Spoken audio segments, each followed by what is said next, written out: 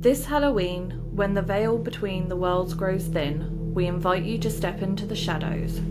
Tonight we are unravelling the legends of werewolves and vampires, creatures born of darkness, bound by blood, and feared for centuries. From moonlit forests to candlelit crypts, their stories have haunted villages, seduced scholars, and sparked trials that blurred the line between myth and madness. Are they cursed souls, or cunning predators? Victims of hysteria, or echoes of something ancient and real? We will trace the claw marks through medieval Europe and follow whispers down forgotten corridors. The truth may be buried, but it's never dead.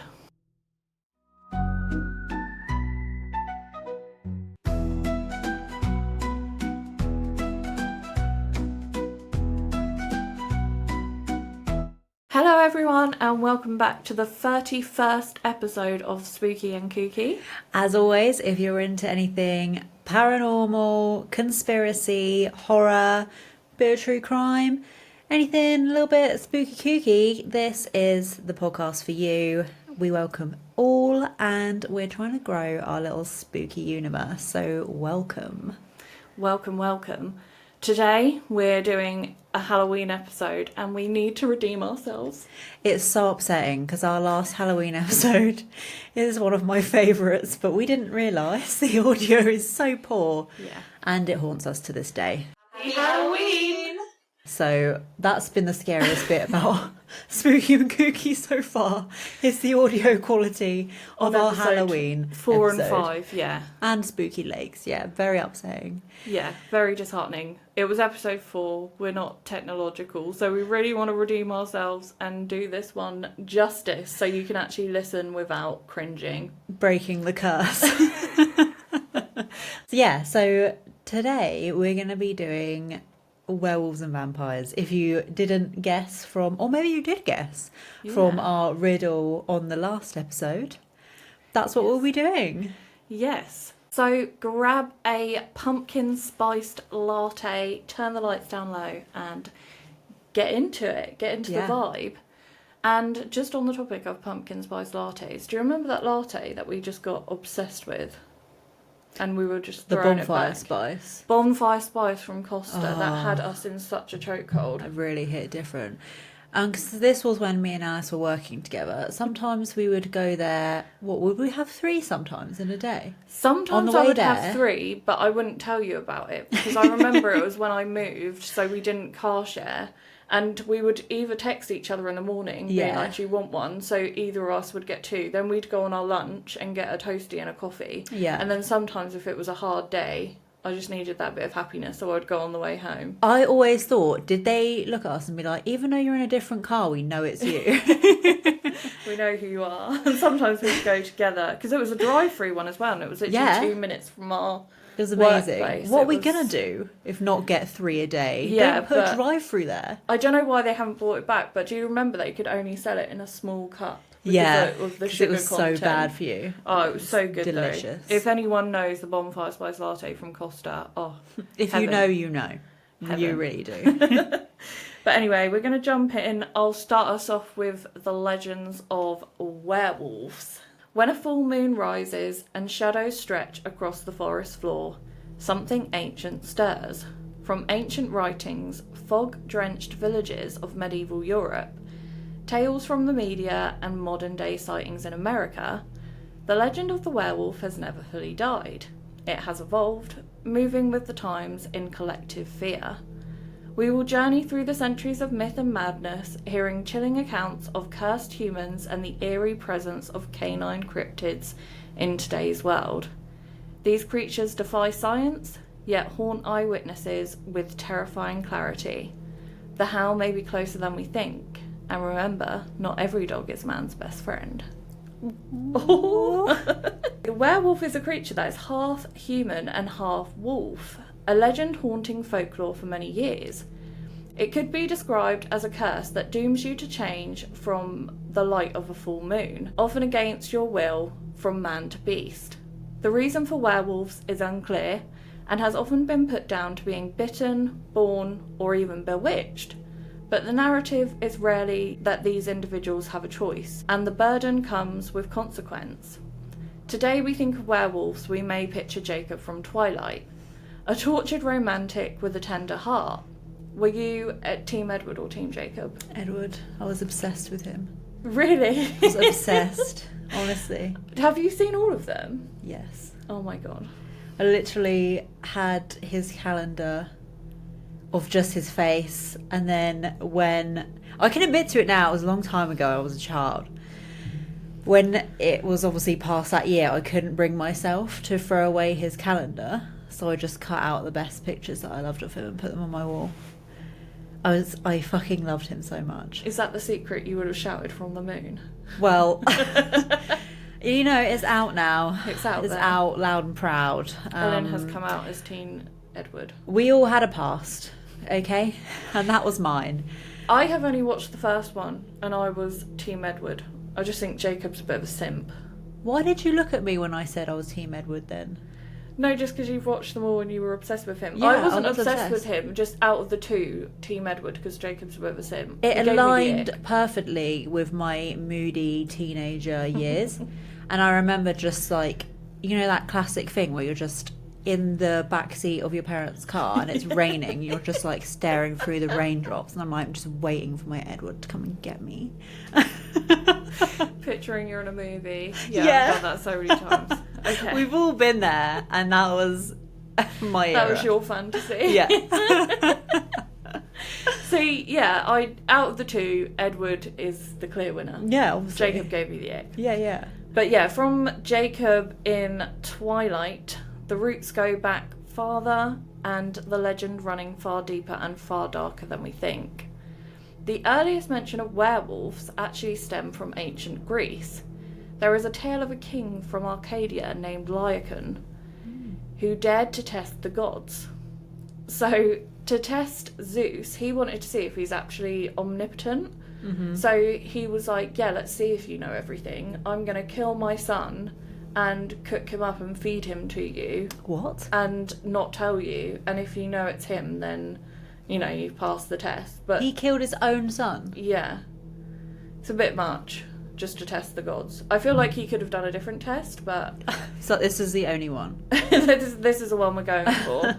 And when he invited Zeus round for dinner, Zeus did know. So Zeus was like really furious and turned him into a wolf and brought his son back to life.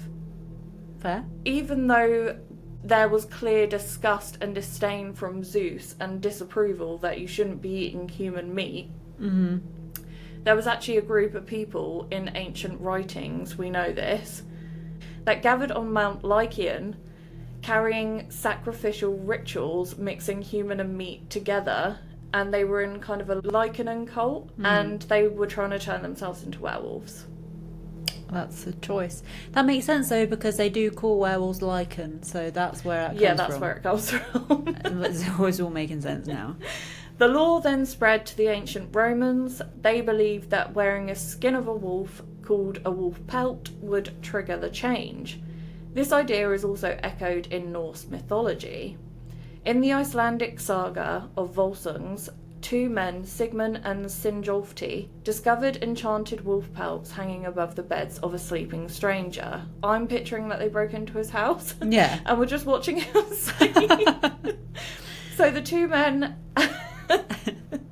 they saw the pelts and they decided to steal them, wearing them and subsequently becoming wolves. And it begs the question, did they know this was going to happen, or did they just think, oh, they look like nice coats, and put them on, and then they were cursed to roam the countryside, killing and devouring people God. that they came across, until one night a fight broke out and Sigmund nearly kills Sinjolfti.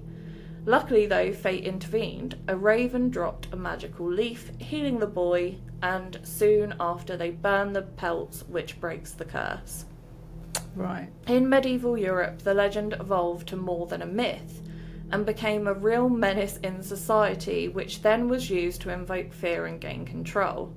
Governments at this time were becoming entangled with religious authority over its citizens and shaped public belief. What better way to maintain order than terrify the masses? Werewolves were no longer just beasts. They were humans involved with the devil and witchcraft, blending into communities with unsettling ease. Werewolf trials began to spread across the continent, And in 1512, France saw its first werewolf trial. Pierre Bigot and Michael Verdun confessed to attending satanic rituals transforming into wolves to commit murder. Whether coerced or deluded, their confessions fed the flames of hysteria, which I don't really understand why you need to turn into a wolf to do that. Like, What, if to you murder wanna, someone? If you want to go out and murder someone, just murder someone. Yeah. You don't need to go through It's the an extra step, yeah. It's unnecessary. In this time too, wolves, actual wolves, were everywhere, roaming Europe, killing livestock, attacking humans, but instead of blaming nature, villagers saw something darker, something supernatural. The Grim. By September in 1573 in the Franche-Comté French region, children had vanished and whispers of werewolves spread. Authorities took action and declared an open season on werewolves, and laws restricting weapons were lifted, meaning scared armed villagers were hunting shadows in the woods. Oh, what can go wrong? The line between myth and reality had been blurred, and in the blur, fear thrived. Did they not think, like, so they're only taking children? They are pretty similar to the size of livestock which wolves are eating. That makes sense. No. We all need to be armed.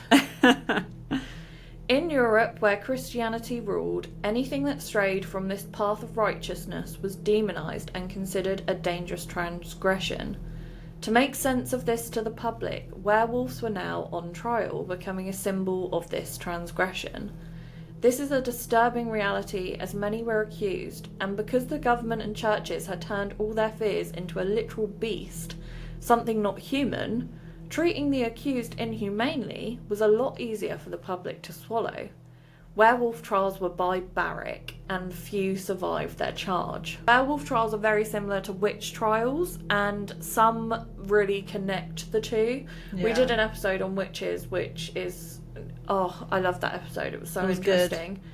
But werewolves are seen as a more darker transgression. It's sometimes that the females are seen as the witches and sometimes the males are seen as the werewolves. But other times I read in some writings that female witches, their last sort of step into the descent of darkness was to turn into a werewolf because they practiced all the evil witchcraft and such. One of the most infamous cases come from 16th century Germany. This is the case of Peter Stump.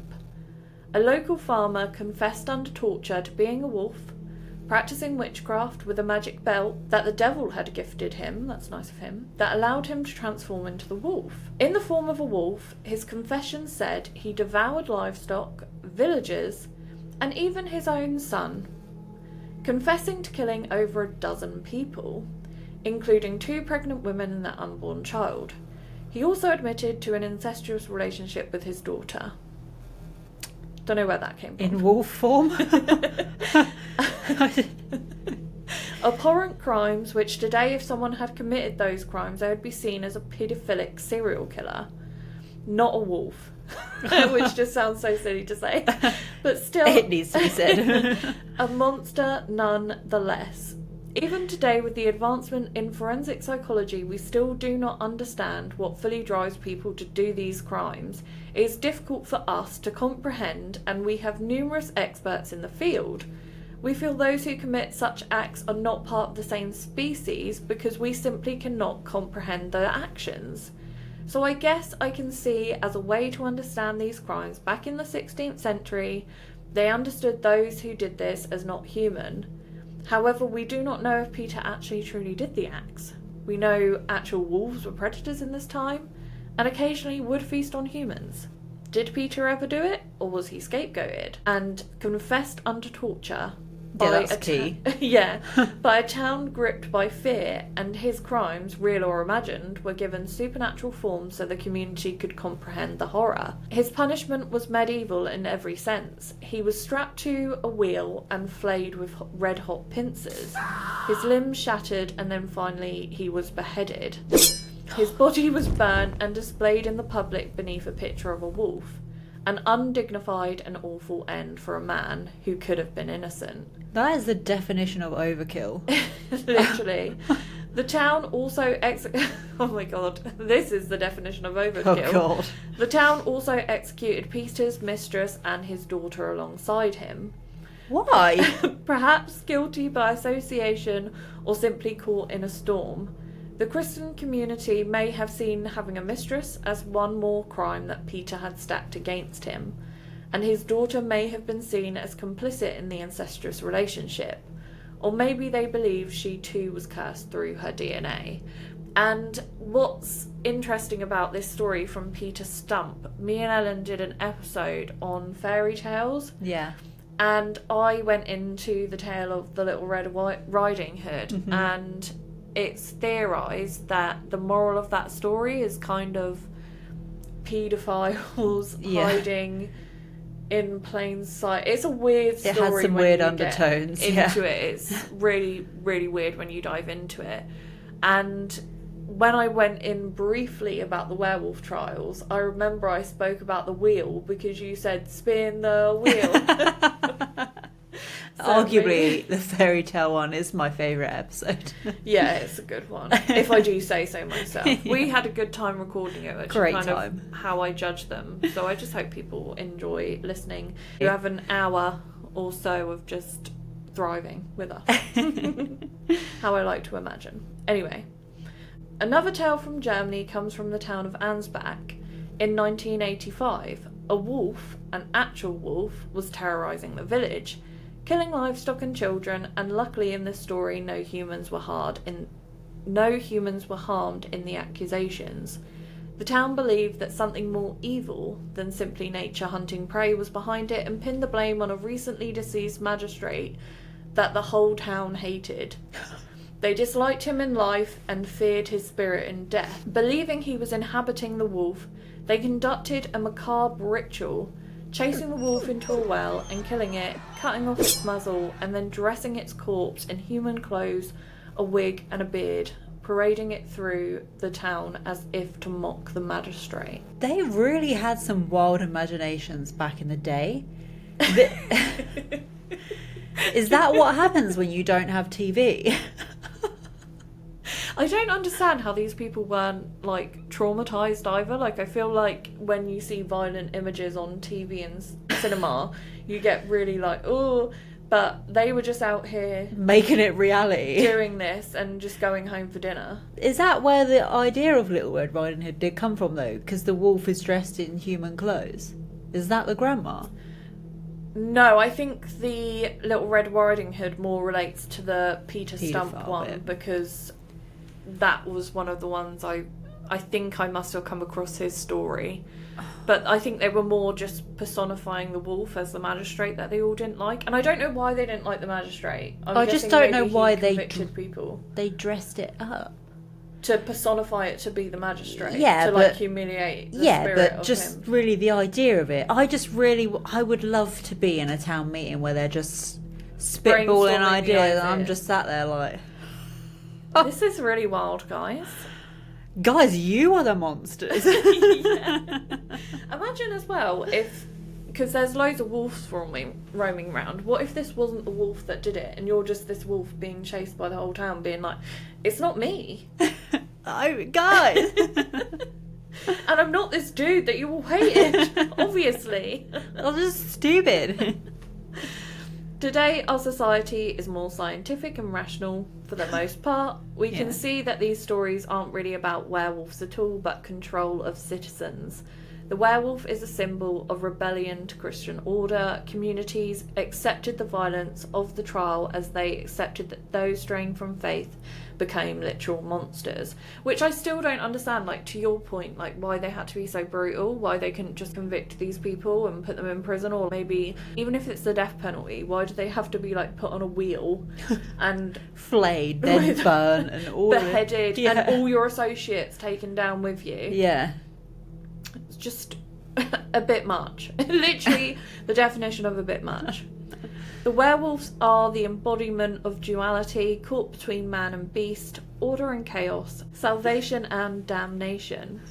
In this world, conformity was survival, and those on the fringes of society, the poor, mentally ill, or those just simply otherwise different could have been accused. An important part of the accusation was cannibalism, as in this time, cannibalism was seen as the ultimate taboo. How we've moved on. When is it not? I feel like when you eat another human, you are the lowest of the low. I'm so glad that cannibalism is more widely accepted now. I can be my 2025. You know when you join a job and you have to do the diversity survey? Imagine if it's just like, what's your dietary preference? And underneath vegan, it's just cannibal. My co-workers. You have a potluck and you just bring a, like, hog-tied human. Honestly, what a ridiculous statement. I know. Cannibals, I think we can all agree, deserve to be cast out and meet the full punishment to the line of the law, whatever that may be. However, with wolf attacks rampant, there was plenty of opportunity to just point the finger at those the town didn't like, sacrificing them and soothing collective anxieties. The trials also served as a cautionary tale to others, a warning to stay within the bounds of faith and civility, or they would be cursed with becoming a monster, committing these awful acts and meeting a grisly end. Which, yeah, if I'm living in this time frame, I don't want to be accused. No. I don't want to go on the wheel. I want to do everything I can to fit in. Moving into the 19th and 20th century, werewolf trials had stopped, but the fear remained. Through each era, the werewolf is a mirror, reflecting deep fears and dark instincts. Highlighting the fragile boundary between civilization and chaos, we can see the werewolf was still used as a symbol for lack of morality. Throughout the ages, the meaning of the werewolf shifts, relating to the fear of the time. Victorian society, for example, which we all know how what time to be weird alive. they are. That was in our last Halloween episode, but you wouldn't be able to get through it because the audio sucks. But they are really, bottom line is They are were craze. just strange. They were obsessed with appearances, placing high importance of moral restraint and suppression of base desires, and eating mummies. Funnily enough, that's not part of it, but anyway. Particularly in the realm of female sexuality. The werewolf, in their literature, is more about a beast from within. Lurking beneath the surface and giving in to your base desires meant you let primal urges take over, leading to a monstrous transformation. Women who were depicted in literature as werewolves were portrayed as those who were seductive and untamed. Call the church elders. Unleashing the freak. Overt female sexuality at the time being a threat to patriarchal order. And that's where I'm going to pause. We're going to come back to the werewolf fame, but we're going to switch gears and go into some stories about vampires. Yeah. But yeah, kind of glad that we can unleash the freak as females in these days and not be accused of a literal beast. Not even that, just that we can live our lives and the slightest nuance is not under a microscope. Facts. I mean, literally anything, and they're like, ooh, I think we're just going to have to burn you at this point. I'm actually getting really weird vibes from Jeremy.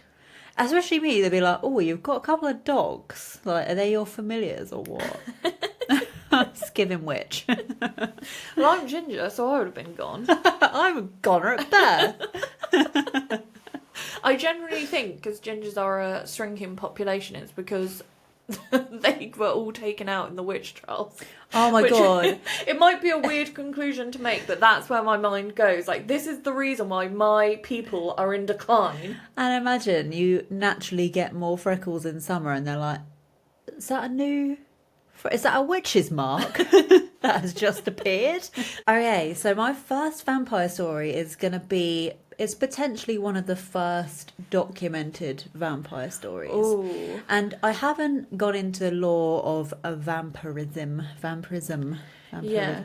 Because you did that In already the last Halloween in the last episode. Halloween episode. Which So- no one would have listened to because the audio was crap. but if you did, it's quite interesting. And I remember I told the story of the Blood Countess. you did. Which was really interesting as well. But basically, Victorians and other cultures just didn't understand like natural bodily processes after you die. That's kind of a way to surmise it, because Yes. they just didn't understand it, so they were like, well, it must be a vampire. Yes, but this is the story of Peter Plagojewicz. It's always a Peter. In the quiet village of Kisilova, nestled deep in the rolling countryside of what is now Serbia, life moved at a slow, predictable pace.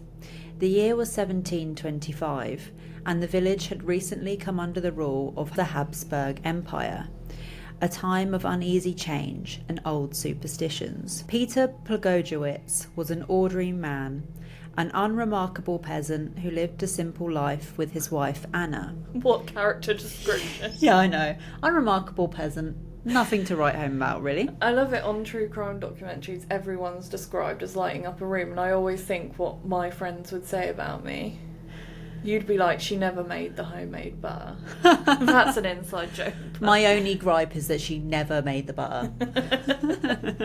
Inside joke, but yeah, it's an important law to our friendship. It is, and I'm still waiting. He was known to his neighbours, neither beloved nor feared, just one among many trying to carve out a living in a land scarred by war and shifting borders. Then, one summer, Peter fell ill and died. The village mourned, but life went on. Yet, only days after his burial, are you laughing that like they just got over it? They're just making this guy sound so insignificant. No one mourned his death, they just really got on with it. They're upset about it, but you know.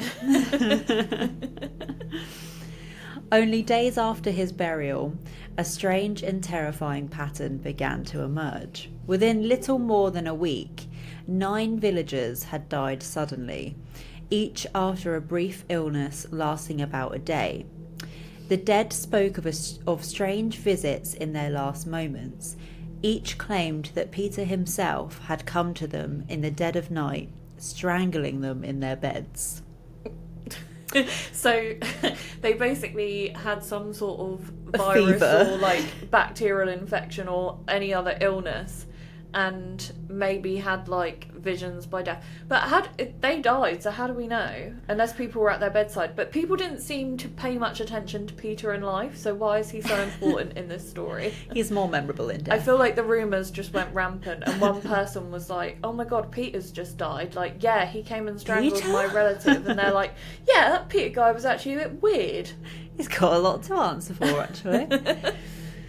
Fear quickly took root, and Peter's widow fled, telling anyone who would listen that her husband had returned to their home after death, demanding his shoes. Some said he had even approached his own son, asking for food, and when refused, the son too died mysteriously. The villagers were gripped by a growing dread, convinced they were facing something unnatural, something they called a vampire. They pleaded for help, turning to Imperial Provisioner Ernst Frombold, the Austrian official charged with the administration of the area. Frombold was sceptical, but understood the rising panic. Initially, he insisted that only higher authorities in Belgrade could authorise the exhumation of Peter's body, but the villagers would not wait. They threatened to abandon Kisilovia if no action was taken. They were going to fled the town over this guy that... I mean, you would be pretty scared if people just the rumours were flying, dropping dead, and they're all like, yeah, they did say they were seeing Peter. We need to do something about this man, but it's funny that they called him a vampire because I've never heard a story where a vampire strangles someone. Yeah, I know, I thought the same thing. It's not giving vampire, but okay, go off. Faced with the threat of mass flight and unrest, Frombold agreed to oversee the exhumation. When the coffin was opened, it revealed something extraordinary. A body that had not decayed as expected. Peter's skin was intact and leathery. His nails and hair appeared to have grown, and most chillingly, fresh blood was found around his mouth. Frombold himself was taken aback. In his official report, he wrote, with a mixture of disbelief and fascination, that the body was completely undecayed, and the mouth was full of fresh blood. The villagers, now certain they had found proof of their fears, drove a stake through the corpse's heart. According to Frombold's report, the body emitted a groan and bled profusely from the ears and mouth. Then they burned the remains, hoping to end the horror. Frombold's written account was sent to Vienna and became one of the earliest documented cases of vampire hysteria in Europe. It helped introduce the term vampire to Western audiences and contributed to the wave of vampire-related panic that spread through the Habsburg territories in the 18th century. Peter started it all. It was all Peter. He was a trendsetter. We need to talk about Peter. Right, so we're going to be shifting gears back to werewolves, but modern day werewolves, which they're not really werewolves as such. I'm going to be talking about two cryptids that are canine-like cryptids that I thought went with the theme of modern day werewolves, because otherwise the only modern day werewolves we have are like Jacob and other like love interest. You should bring that up as an example. No, other love interests from movies and fictional work. So I thought these were good ones to bring in for the modern day. We should have worn era. our cryptid t-shirts. Are you talking about Dogman? Is Dogman Yes. one of them? That was on our t-shirts. So moving into present day, werewolves are no longer the snarling beasts living among us, fueling our nightmares. Werewolves have shimmered across our screens, often romanticised in books, films and TV shows, and of course we no longer accuse criminals of being literal werewolves. However, there are some canine cryptids from modern day America that show some comparisons to werewolves. Although in the cryptozoology field, this causes some controversy, which I found so funny. Some who believe that cryptids and the paranormal exist in the same sphere and at times overlap, and are okay with the notion that these cryptids are potentially werewolves. But others, who are more scientific in the study of these creatures, believe that acknowledging the existence of shapeshifters defy science, and they hold the belief that these cryptids are variants of Bigfoot, or their own canine cryptids separate from werewolves. So they're literally like, Bigfoot's fine, but we're not accepting werewolves. You can't shapeshift. No, Bigfoot's real, but you're either Bigfoot or human. Yeah, There's you're nothing having in a between. misidentification of a Bigfoot. Clearly you don't know what you're talking about. So either way, I think these stories are interesting. Of course, these cryptids are not hunting and eating people, from what we know. They are like other cryptids, terrifying for those who encounter them and sometimes giving people a fright by chasing them, but ultimately live slinking in the shadows. The Dogman is one of these cryptids, said to roam the forests of Michigan. Described as a towering 7-foot tall hybrid part man, part canine, it has been said to mostly walk upright but can drop to all fours to sprint at terrifying speeds. Oh god. Its body is cloaked in dark fur, though its torso is eerily human. The first sighting dates back to 1887, when a group of lumberjacks in Wexford County encountered what they believed to be a wild dog. They chased it into the woods where the creature hid in a hollow log, and then the men poked it with sticks for some reason. Of course. Until it let out a scream, human-like and unnatural, before vanishing into the trees. I don't understand why they chased it and poked it with sticks. I feel Because so at that sad point for it. they just thought it was a normal dog. Yeah. And it was only the fact that it let out a human-like scream. I feel like most screams are quite... I don't... yeah, it's a weird story. But anyway, birthed the existence of Dogman, and then some people believe that the years ending in 7 have significance to the Dogman, and many believe that sightings increase when the years end in 7. Is that because they say dogs for 1 year of human life is 7 years in dogs' world? I don't know, because it's like literally just the year has to end in a 7, not every 7 years. It goes on a 10-year cycle. Oh. And sightings increase. In 1937, a fisherman in Paris, Michigan, stood by the riverbank when a pack of dogs approached. He fired his gun into the air to protect himself, and all but one fled. That one stood tall, on its hind legs, staring at him with piercing blue eyes. He fired again, enough to make the creature retreat into the trees. And then in 1970s, we get another sighting, which there's actually a video. was captured of the supposed dog man. The footage is grainy and distorted, and the man behind the video, Argusa, has since admitted the footage is a hoax. But that hasn't stopped people from using it as proof of these creatures' existence. Imagine the man has actually himself been like, yeah, it's fake. And people are like, the dog man is real. And this is him on camera.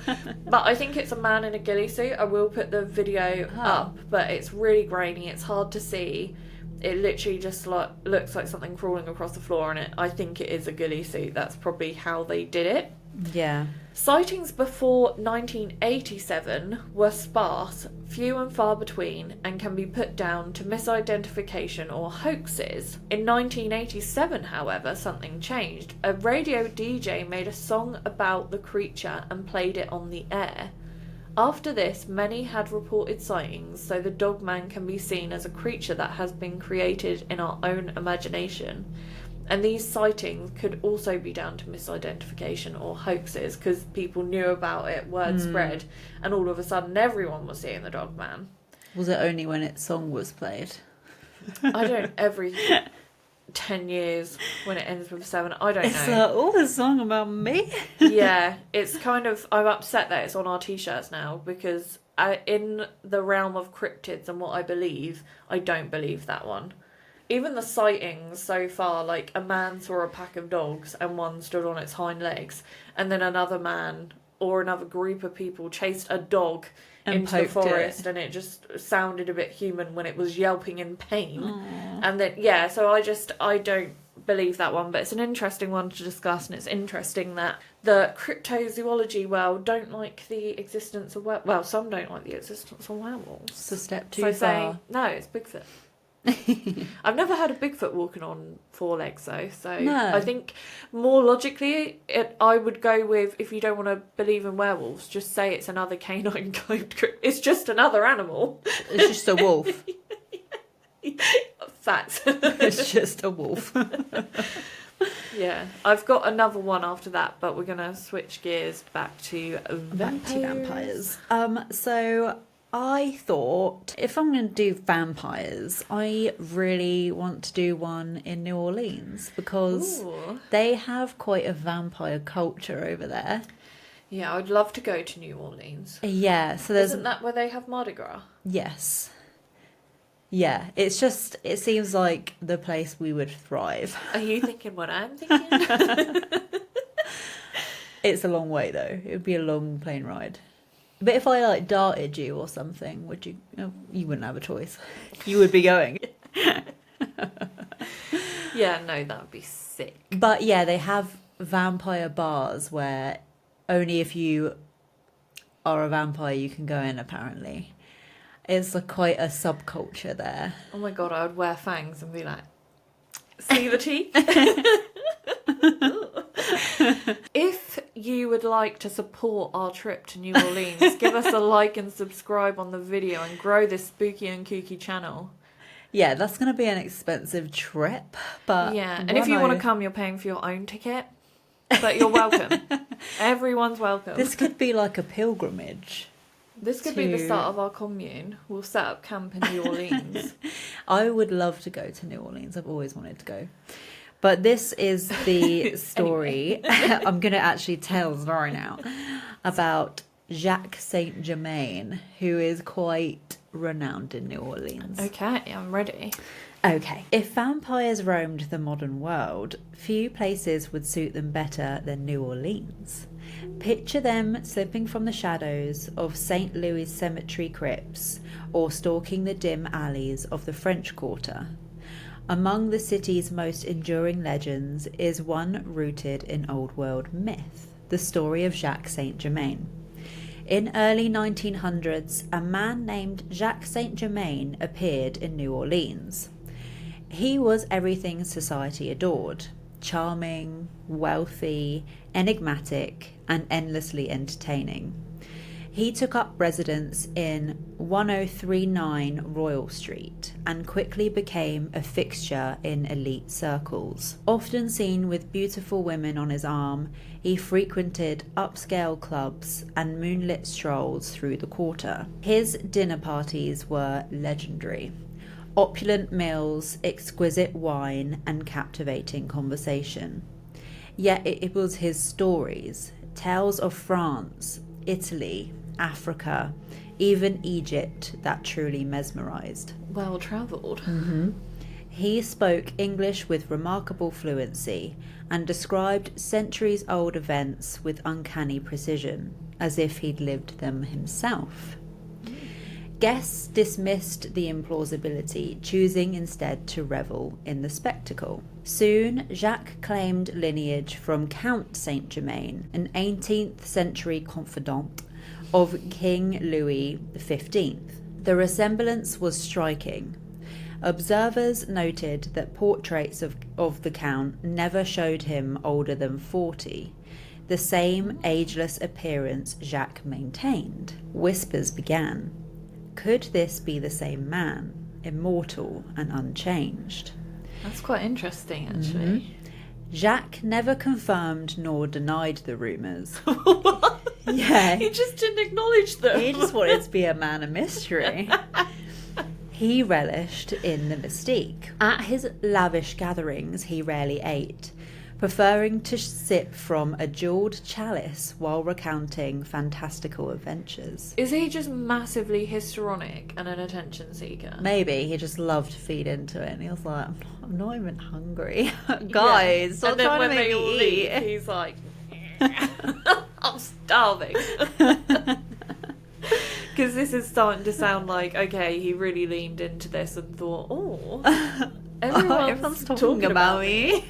Any publicity is good publicity.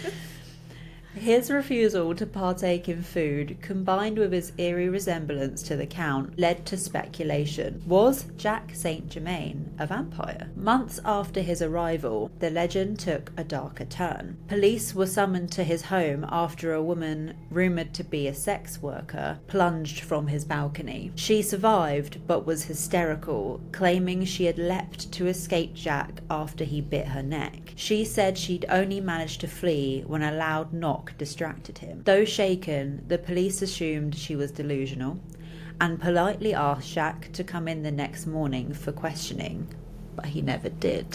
I feel like, I don't know if it was a sensual act, and because of the rumblings of him being a vampire, she was like, oh my god. Yeah, leapt from the balcony. But because, like, you know, you don't have to be a vampire to bite someone's neck if you're with a sex worker. I guess so. There are accounts of people claiming that she was screaming, like, I've been bitten by a vampire, but they're not. Yeah, but she could have, she literally, like, I'm just saying he could have done it as, like, a sensual little nibble. Little kink. Yeah, that's what I mean. The accounts of her screaming, And then it's a vampire, are like, is it because she was did scared? that actually happen? Because she knew of the rumblings that he was a vampire, and she's like, now he's trying to bite my neck. But he was really like, I'm just trying to get a bit freaky with you, gal. By dawn, Jacques Saint-Germain had vanished, leaving behind most of his possessions. When authorities entered his home, they found a chilling sight. Dozens of wine bottles, all uncorked, filled not just with wine, but with human blood. Jacques was never officially seen again. His disappearance stunned the city. The scandal left high society feeling duped, and perhaps a little disappointed that the mystery had ended. But questions lingered. Had Count Saint-Germain truly crossed the ocean and survived into the 20th century? The parallels between Jacques and the Count are uncanny. Both were charismatic, elusive, and steeped in myth, while the elder Saint-Germain left behind more written accounts. Both figures are shrouded in speculation.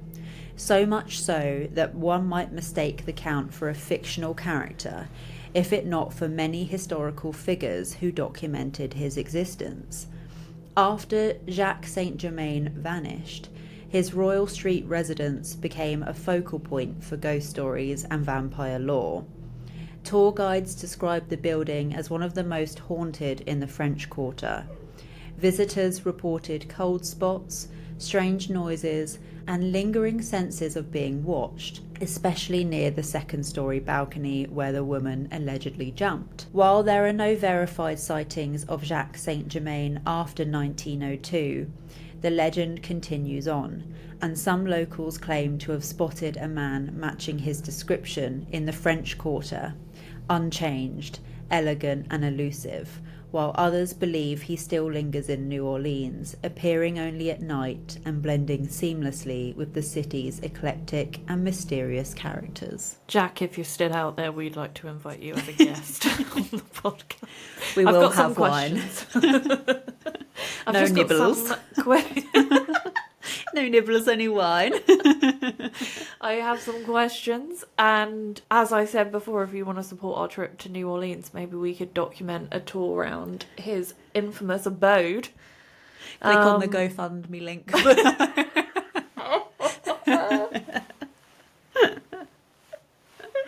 Oh, that would be sick. Yeah, that was a really interesting story, and I really want to go to his abode. I really want to see portraits of him, so I might get home and maybe watch. I tried to look at... I was trying to find pictures of the Count and pictures of Jacques Saint-Germain, and I Yeah. found it really hard to know what one was what. So I don't know if there are ones of both, Yeah. or if it's the same guy. I'm picturing him as a very handsome devil. Is it? Yeah. That's all I need to know. Well, I mean, no, I didn't look at them and Okay. think, wow, Ooh. we. He's the man of the town.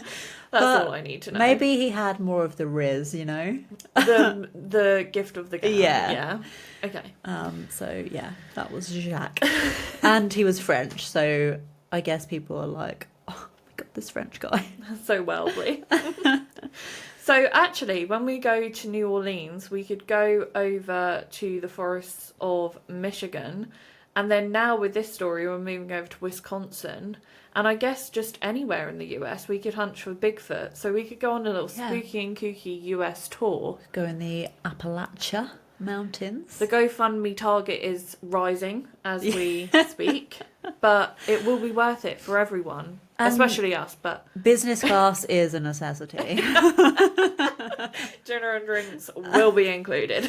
We need to travel in style and comfortably.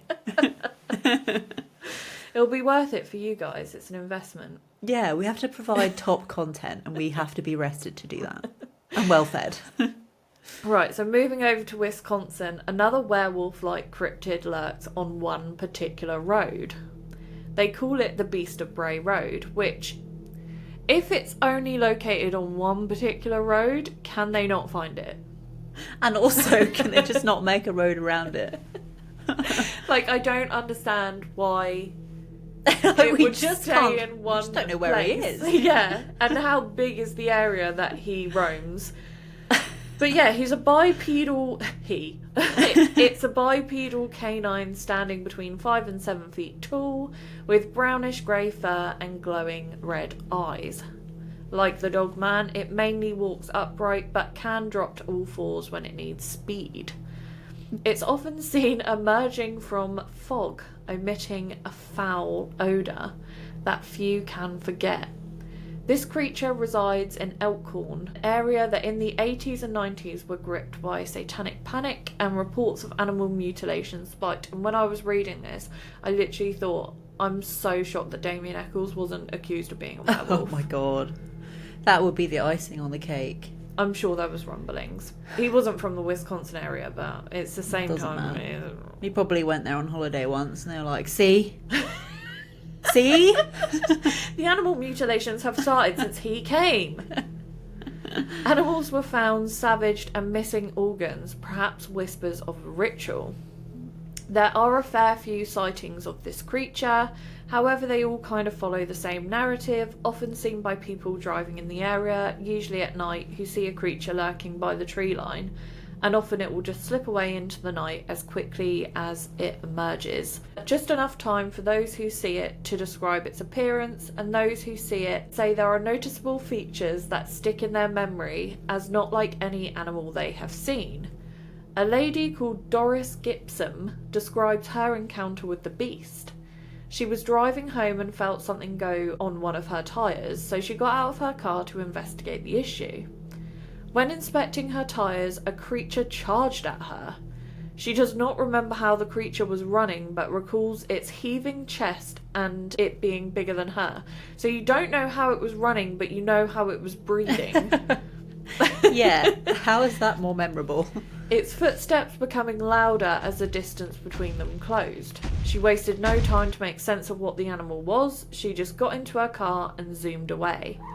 The difference with Doris's encounter was whatever the creature was left a mark. Her car had scratches on. Now, can we know that whatever this creature was did these? No. So, although a frightening experience for Doris, there is no compelling evidence that this creature exists. Doris also had an encounter, this time with a friend in the car, so she's had 2 encounters.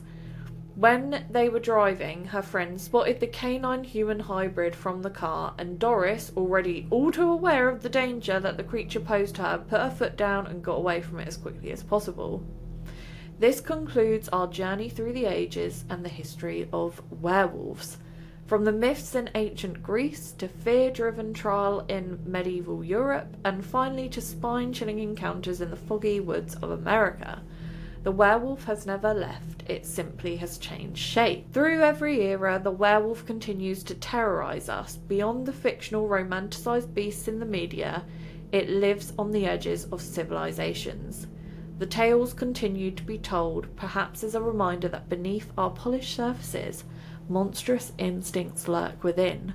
The line between man and beast is thinner than perhaps we want to accept. Deep down, we know the beast just isn't out there in the wood. It's closer. It's inside us. Oh, it's inside us all. That was for dramatic effect. That was very dramatic. It was.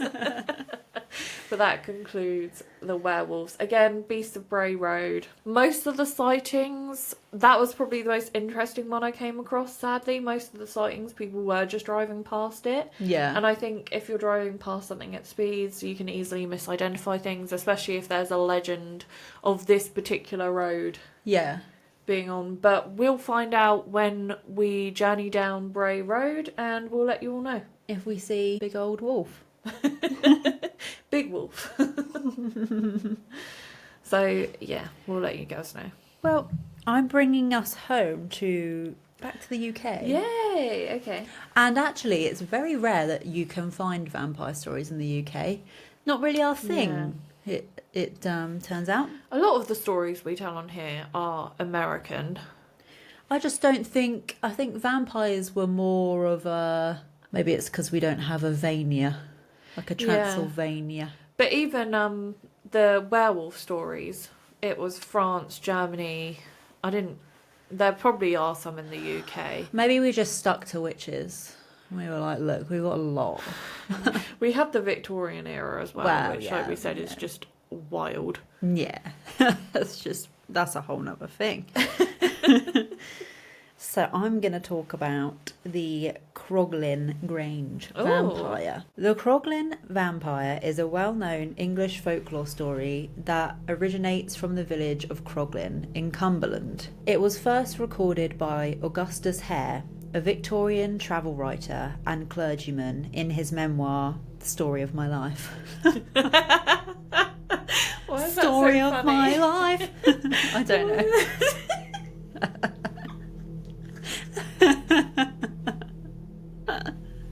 Oh my god. Yeah, that was a great name. Okay, what a memoir.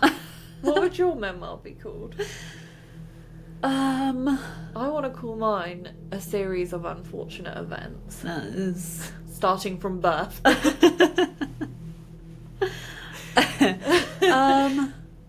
I don't know, like, the title that came into my head literally straight away is just not really relevant to me. Like, What was it? It was just a story of woe from an utter hoe. And I was like, but I'm not really an utter hoe, so... The story of woe is the the story accurate of woe.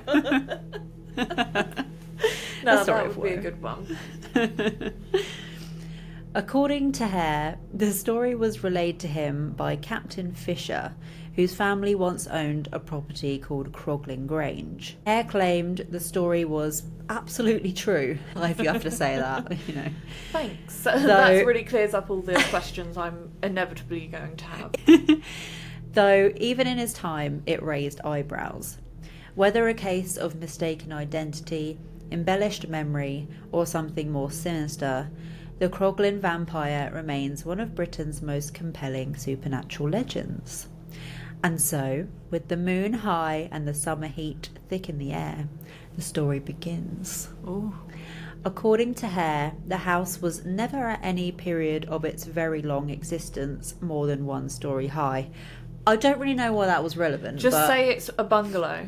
It was built a bungalow and it's remained a bungalow at the time of this story. And had been let to a trio of siblings, 2 brothers and their sister, who were well liked in the local community. The summer was unusually hot, and the siblings often spent their evenings on the veranda, enjoying the cool air and quiet countryside. One night, after lingering outside until the moon had risen high, the sister retired to her bedroom. She closed the shutters, locked the window, and settled into bed with a book. The room was still warm, and the only light came from the moon flittering through the cracks of the shutters. As she read, she became aware of something unusual, a pair of flickering lights in the belt of trees beyond the lawn. Hare writes, "Gradually, she became aware of 2 lights, fixed in a dark substance, a definite, ghastly something, which seemed every moment to become nearer. The lights, eyes perhaps, flickered in and out of view, drawing closer until a figure emerged, shriveled, brown-skinned, and with the face that seemed both human and corpse-like. It crept to the window and began to claw at the pane. The sister exhaled in relief, certain the locked window would keep it out. But just as she turned back towards her bed, a faint tapping stopped her in her tracks. She whirled around, and to her horror, the creature began to pick away the lead between the panes. Scratch, scratch. Paralysed in fear, she could only watch as, with unnatural ease, the creature slipped inside the room. It lunged at her, biting deep into her throat. She screamed, and her brothers rushed in, but the thing had already fled into the night. They gave chase, but lost it in the darkness. Shaken, the family left Crogling Grange for the rest of the year, but determined to see out their 7-year tenancy, the sister insisted they return the following summer. The house was unchanged and the village quiet. For a time, all was well. But as the heat returned, so did the horror. Again, the creature came. This time, the brothers were ready. They saw it cross the lawn and fired, striking its leg. It fled, limping and bleeding, and the brothers followed the trail of blood through the churchyard, where the trail stopped suddenly at the entrance of a vault, an old, seldom disturbed crypt nestled beneath the chapel. What they found was exactly what they feared, a single coffin containing a body that was not quite decayed. Its skin was leathery and brown, its features twisted, and on one of the legs, just as they had hoped to confirm, a fresh wound. Hare writes, "They opened it and found a body, just as they had expected, mummified and with a wound in the leg. The vault was sealed. The vampire, if that's what it was, never returned, and after that the house stood quiet. The siblings remained for a time, but the story faded into local memory." And what I find weird is Hare never actually said what they did with the body. Some people say they burnt it. Didn't they just seal up the crypt? Well, it kind of just doesn't really say much. I just don't know why they went back. Well, yeah. I guess if you've paid for 7 years... This story is absolutely true. He said it was true. What are you going to do? But interesting story, though. Yeah. And probably one of the only ones we have in the UK about vampires. I hope we've redeemed ourselves from last year. Well, I just hope the audio is better. I just Anything's better hope than you that. can stand to hear us on this episode. I know.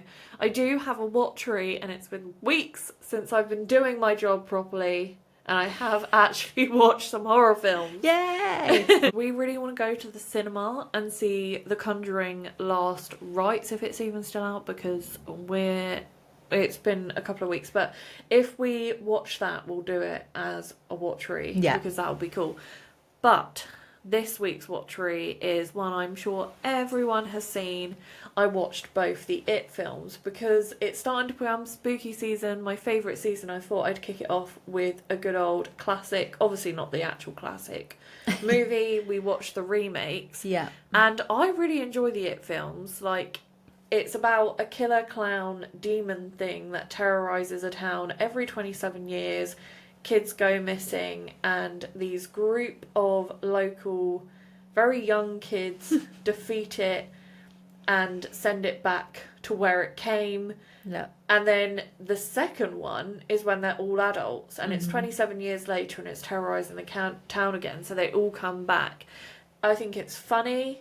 I think it's a good story, and it's got many elements, like killer clown, demon, like it's like a demon thing. There's other scary stuff where they have visions, but the thing for me that wound me up Is it the end? yes, Because that really ruined it for me. and I really, because usually the sequel is sometimes worse than most times worse than the original, I would say. I actually really enjoy the sequel. I think they're equally both as good. We watched it one after the other as well. We proper ran through. And can I just say, both movies are 2 hours. I want to say the second one's 2.5 hours. So this is 5.5 hours of watching, or 4.5 hours, or probably close to 5 hours, I'm going to say. But this is an investment that we made. And then at the end, the way to defeat the clown isn't any sort of ritual. It's not through violence. It's just you've got to insult it. And it gets smaller and smaller. The whole town was terrorised, and all they needed to do was say, "You're weird. You're a failure. You've never achieved anything in Look your at life. you. Look how weak you are." It's like Harry Potter. You're the weak one. You never know love. So yeah, I watched it, and obviously I've watched them before, and I kept saying to Kieran, I swear all they needed to do was insult it. But the more it went on, I was like, nah, maybe not. It just seems too ridiculous. Yeah, maybe I'm remembering a different film, and then it came and I was like, oh, there they are. They're hurling insults at it. So that was a bit of a flat ending for me. So rating overall for both of them, because I said they're quite on par. Maybe the second one needs to be knocked down a point for the ending, but I feel like that I'm just doing it as their one film. Yeah. The ending really did ruin it for me. Oh, I don't know, because I would genuinely put it up there as an 8. Oh, I was going to say 7. But the ending pissed me off so much it might have to be a 7.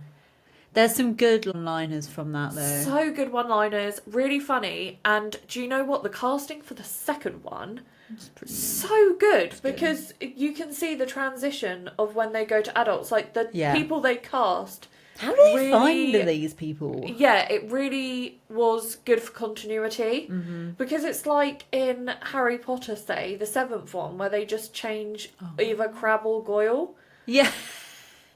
And it's like, I've just been invested for 6 films. You've completely Crabbe changed his being a race. boy. Yeah. And it's just brushed over it. Yeah, and I have no, No, it's fine, but you can't just do that. If he was black from the beginning, no issue. You can't just completely change a character like that. It's not even like he dyed his hair. No, because also Dumbledore changes, obviously, because very sadly the actor dies. They did try, but I found his interpretation of the Dumbledore character was more aggressive than the sort of more serious than his kooky, weird, like how he was in the books, a bit like woo. Yeah, so I felt his interpretation was, but it was still of the same ilk. Yeah, so. It was a real curveball, but anyway, it's not about Harry Potter. They did it good. It really it's good for the continuity of it. I really did enjoy it. So yeah, maybe watch this Halloween. And I didn't go too much into what happens because I feel like we all know it. But that's my rating. And maybe give it a rewatch this Halloween and just turn off before the ending because it really does ruin it. Yeah, or give us your spooky film recs. Yes. What are you saying? What's your go-to Halloween watch? And hopefully by next recording we would have seen Conjuring Last Rites. And if we haven't, hopefully I will get back on doing my job and watch some more spooky and kooky things. Or if we haven't, this is a good year for horror, it seems. So maybe we can watch something else in the cinema.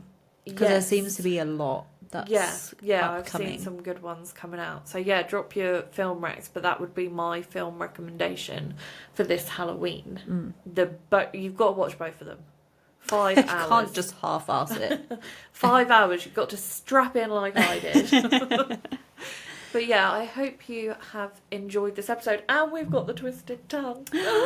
Bringing back Twisted Tongue again for its second appearance. A little, if you didn't watch our last episode, we're doing a little riddle as a clue to our next episode. So see if you can guess what it is. Yes.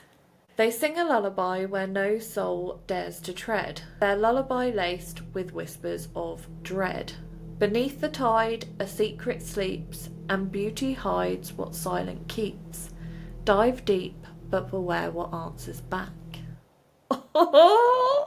And next episode we have a really exciting episode because it will be our 1 year spooky and kooky birthday. Woo! Join us for a party. We're going to do a 2-parter. Yes, we're basically going back to our relationship lore. What's started it all, our passions for spooky and kooky. Spooky and kooky topic and the start of our over 10-year friendship. Yes. Which is mad. So yeah, tune in for that next week. If you like the episode, please give us a like and subscribe. The details for the GoFundMe will be in the description box below. And word on the street is this Halloween, if you don't like and subscribe, you might be cursed. So, don't know. It's out there. It is out there. Peter will come and get you. Peter will strangle you into submission. On behalf of us. So please do like and subscribe and have a good Halloween. Yes, have the best Halloween. Stay spooky, stay kooky. See you later. Bye. Spooky and kooky, mystery and